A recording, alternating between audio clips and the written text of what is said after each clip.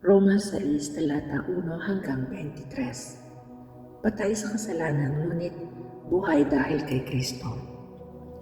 Ano ngayon ang sasabihin natin?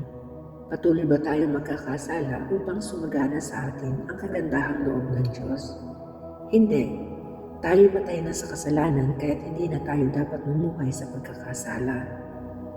Hindi ba nilalalaman na tayong lahat na nabautismuhan kay Kristo Jesus ay nabautismuhan sa kanyang kamatayan? Sa makatwid, tayo namatay at nalibing na kasama niya sa pamamagitan ng bautismo upang kung paanong binuhay na muli si Kristo sa pamamagitan ng dakilang kapangyarihan ng Ama, tayo na may mabuhay sa isang bagong pamumuhay. Sapagkat kung nakaisa tayo ni Kristo sa isang kamatayan tulad ng kanyang kamatayan, tiyak na makakaisa niya tayo sa isang muling pagkabuhay tulad ng kanyang pagkabuhay. Alam natin na ang dati nating pagkatao ay ipinakong kasama niya upang mamatay ang makasalanang katawan at nang hindi na tayo maalipin pa ng kasalanan. Sapagkat ang namatay na ay pinalaya mula sa kapangyarihan ng kasalanan. Ngunit tayo naniniwalang mabubuhay tayong kasama ni Kristo kung namatay tayong kasama niya.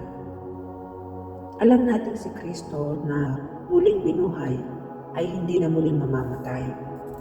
Wala nang kapangyarihan sa kanya ang kamatayan. Nang siya mamatay, namatay siya ng minsanan para sa kasalanan.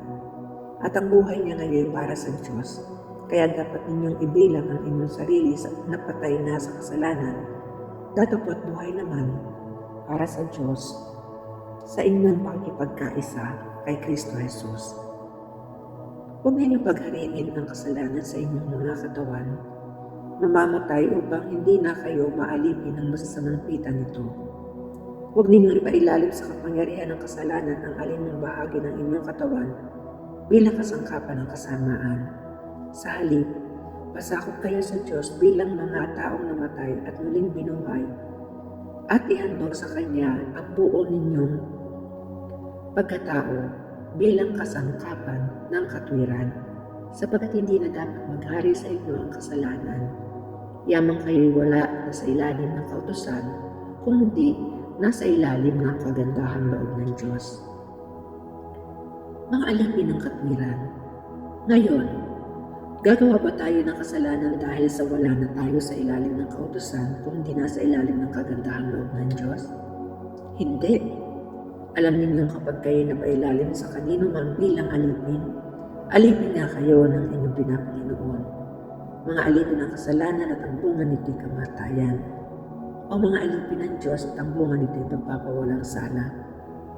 Ngunit salamat sa Diyos sapagkat kayong dating mga alipin ng kasalanan ay naging masunurin sa aral na tinanggap ninyo. Pinalaya na kayo sa kasalanan at kayo mga alipin ng katwiran. Nagsasalita ako sa karaniwang paraan para madali ninyong maunawaan kung paano pinailalim ninyo ang inyong sarili sa karumihan at sa kasama ang palala ng palala. Ngayon na may ihandog ninyo ang inyong sarili sa katwiran sa ikapagiging banal ninyo.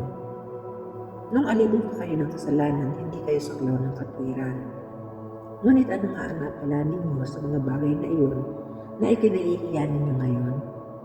Ang kinauuwian ng mga ito ay kamatayan, ngunit may pinalaya na kayo mula sa kasalanan at mga alipin na ng Diyos. Ang natamo ninya'y kabanalan at ang kauuwi ay buhay na walang hanggan.